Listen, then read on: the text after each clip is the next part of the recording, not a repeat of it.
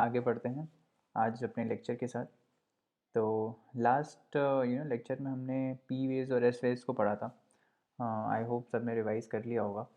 तो अब हम आगे पढ़ते हैं कि अर्थक्वेक्स, बस एक स्लाइड बचा है इसमें आगे इस मॉड्यूल को ख़त्म करने के लिए, तो जल्दी जल्दी से वो ख़त्म कर देते हैं। हमारा मॉड्यूल ये वाला ख़त्म हो जाएगा। तो तो अर्थक्वेक्स के अगर हम टाइप देखें कि कुछ कुछ अर्थक्वेक्स के टाइप्स होते हैं, किस किस वजह से आते हैं। जैसे एक होता है टेक्टोनिक अर्थक्वेक। टेक्टोनिक मतलब कि जो हमारा क्रस्ट होता है ना, वो कुछ प्लेट्स में डिवाइडेड होता है। जैसे ये देखो, ये एक प्लेट है, ये वाली एक प्लेट है, मतलब क्या बोलते हैं, रॉक से बनी हुई एक प्लेट होती है बेसिकली, इतनी मोटी सी। ठीक है, और ये दूसरी प्लेट है। ठीक है, तो ये जब आपस में एक दूसरे के मतलब एक दूसरे की सरफेस पे मूव करती है, जब ये मूवमेंट होता है तब आता है अर्थक्वेक। अगर तब अर्थक्वेक आता है तो उसको हम बोलते हैं टेक्टोनिक अर्थक्वेक। तो बेसिकली ये प्लेट को आप समझो कि आपकी ज़मीन है। दिस इज़ जो ग्राउंड, आपका ग्राउंड जो है वो प्लेट से ही बना है। ठीक है, तो अब वो ग्राउंड मूव करेगा तो ऑब्वियसली उसके ऊपर जो बिल्डिंग्स होंगी वो सब गिरेंगी, है ना। कि मूव क्यों करेगा प्लेट? क्योंकि इसके पास इतनी एनर्जी आ जाती है कि ये एक्सपैंड करने लगता है, या फिर इतना आ जाता है इसके पास एनर्जी कि ये इस जो दो प्लेट्स के बीच में फ्रिक्शन है उसको ओवरकम करके ये मूव करने लगता है, राइट। तो इस वजह से जो अर्थक्वेक आता है उसको हम बोलते हैं टेक्टोनिक अर्थक्वेक। और जिस लाइन के अलोंग ये मूव करता है ना, तो फॉर एग्जांपल ये जो लाइन है, ये जो प्लेट है जिसके अलोंग ये मूव करता है, जहाँ जिसके अक्रॉस ये मूव करता है, उसको हम बोलते हैं फॉल्ट्स। तो फॉल्ट बेसिकली क्या होता है? नॉर्मल अगर आप देखोगे, फॉल्ट का मतलब क्या होता है? किसी चीज़ में कमी। कोई अगर कोई प्रोडक्ट फॉल्टी है तो हम क्या बोलते हैं, ये इसमें कुछ कमी है, मतलब ये पूरा नहीं है ना। तो फॉल्ट वही होता है एक्चुअली। अर्थ का जो क्रस्ट है वो एक यूनिफॉर्म नहीं है। कहीं कहीं पे बीच बीच में कुछ कुछ कमियां हैं, जो कमी को यूटिलाइज करके वहीं से ही रिलीज़ होती है एनर्जी, वहीं पे ही रिलीज़ होती है, क्योंकि वो वीक पॉइंट होता है क्रस्ट का। तो वहाँ पे जब मूवमेंट होता है तो उसकी वजह से अर्थक्वेक्स आते हैं। ठीक है, अब इतना सब, अब ये जो है रिवर्स फॉल्टिंग, डिप, ये सब कुछ करने की ज़रूरत नहीं है। बस ये कंसेप्ट समझ लो आपकी, ये प्लेट्स के मूवमेंट से आता है एक अर्थक्वेक। ठीक है, अब हम जो अर्थक्वेक का मैग्नीट्यूड है, तो दो चीज़ें होती हैं। एक तो मैग्नीट्यूड होता है और एक इंटेंसिटी होती है। ठीक है, तो मैग्नीट्यूड मतलब कितना बड़ा अर्थक्वेक था। जैसे हम बोलते हैं ना कि यार 8 मैग्नीट्यूड का था, तो मैग्नीट्यूड बेसिकली ये दिखाता है कि कितना एनर्जी रिलीज़ हुआ है। ठीक है, ऑब्वियसली ज़्यादा एनर्जी रिलीज़ होगा, है ना, ज़्यादा डिस्ट्रक्शन होगा। ज़्यादा एनर्जी रिलीज़ होगा, ज़्यादा डिस्ट्रक्शन होगा, तो वो मैग्नीट्यूड कहलाता है।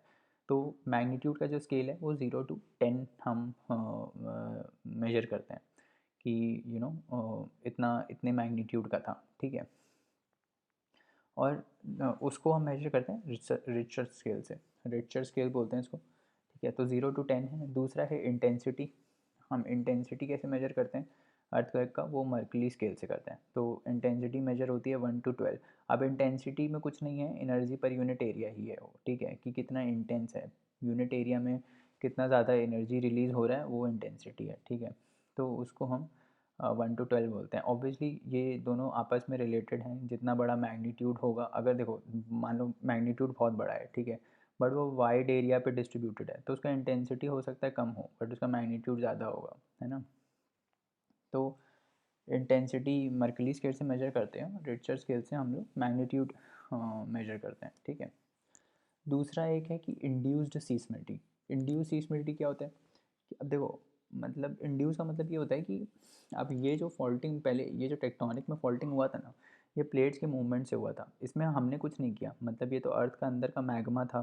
ठीक है, उसकी वजह से उसके ऊपर एक्चुअली क्रस्ट फ्लोट करता है। तो जो हम जहाँ पे हम रह रहे हैं ना, मतलब ये जो है ये जो ग्राउंड है उसके नीचे पूरा मैग्मा है। तो बेसिकली ये जो कॉन्टिनेंट्स हैं ये तो मैग्मा के ऊपर ही है ना सारे। तो अब अगर मैग्मा मूव करने लगता है बहुत तेज, तो ये प्लेट्स भी मूव करने लगती हैं, राइट। उसी वजह से ये अर्थक्वेक्स आते हैं। ठीक है, अब दूसरे केस में क्या है, दूसरे केस में हमने क्या बोला कि हमने मैन मेड है ये earthquake is man made. Induced seismicity का मतलब होता है कि हमने खुद से किया है। अब मान लो फॉर एग्जांपल ये ग्राउंड है, ये हमारा ग्राउंड है लेट से। ठीक है, अभी हाँ, ग्राउंड में, अच्छा ये याद रखो कि ग्राउंड में हमेशा फॉल्ट लाइंस होती हैं। ठीक है। अभी वो फॉल्ट लाइंस के अलॉन्ग प्लेट्स इसलिए मूव नहीं कर रही क्योंकि ये जो फ्रिक्शन है दो प्लेट्स के बीच में वो बहुत ज़्यादा है, वो मूव नहीं करने दे रहा। अगर हम कुछ ऐसा करें अपने साइड से कि हम इसको और फोर्स दे दें ताकि ये मूव करने लगे, बेसिकली टेक्टोनिक में भी मैग्मा इसको फोर्स दे रहा था, बट अगर हम बट अगर हम अपनी एक्टिविटी से इसको फोर्स दे दें तो भी हो सकता है ना।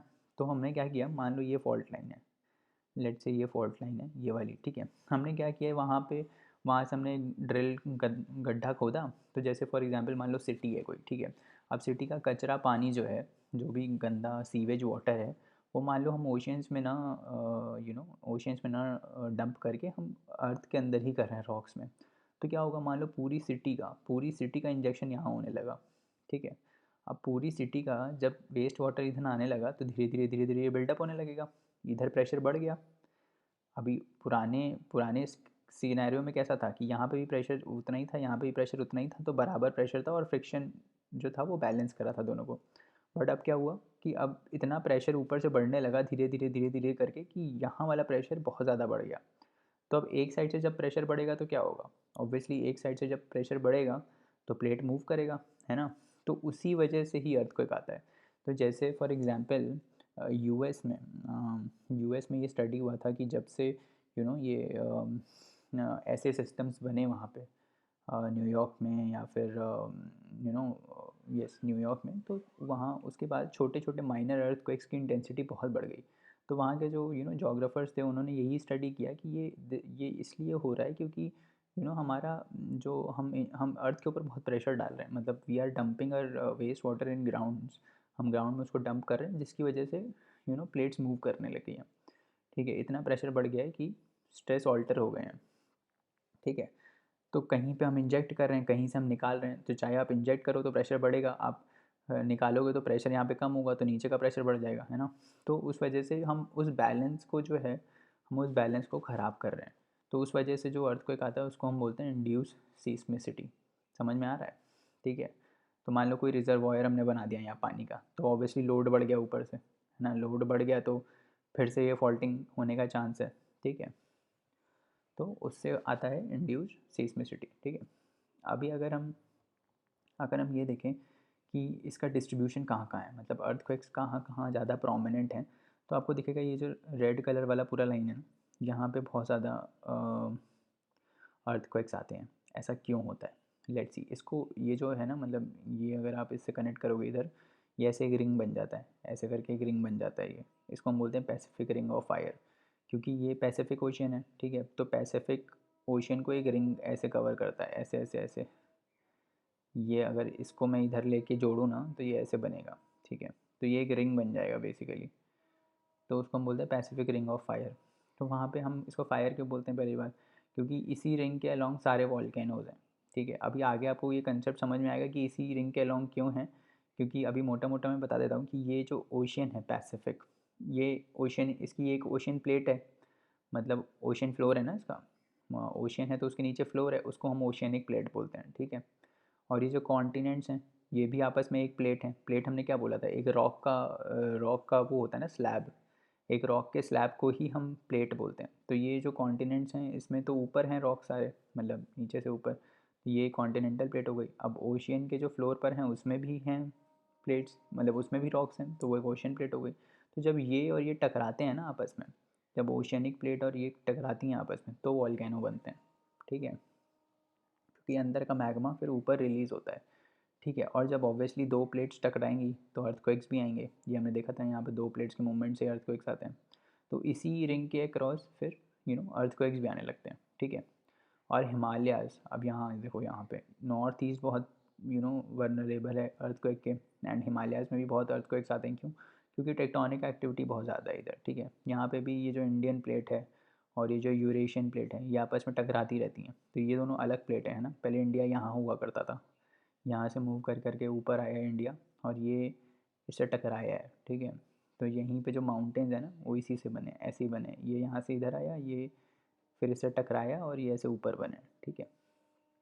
तो इसीलिए यहाँ पे अर्थक्वेक का इंटेंसिटी बहुत ज़्यादा रहता है, ठीक है।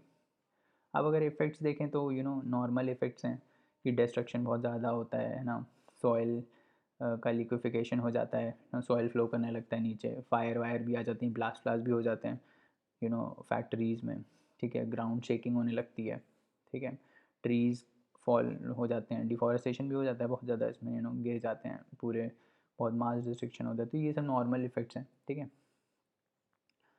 तो ये बस हमारा मॉड्यूल 1 ख़त्म हुआ। कल हम मॉड्यूल 2 से स्टार्ट करेंगे और उसमें हम देखेंगे माउंटेन्स के बारे में कैसे बने, ocean end plate tectonics theory जो कि बहुत ज़्यादा इंपॉर्टेंट है, वो हम देखेंगे, ठीक है।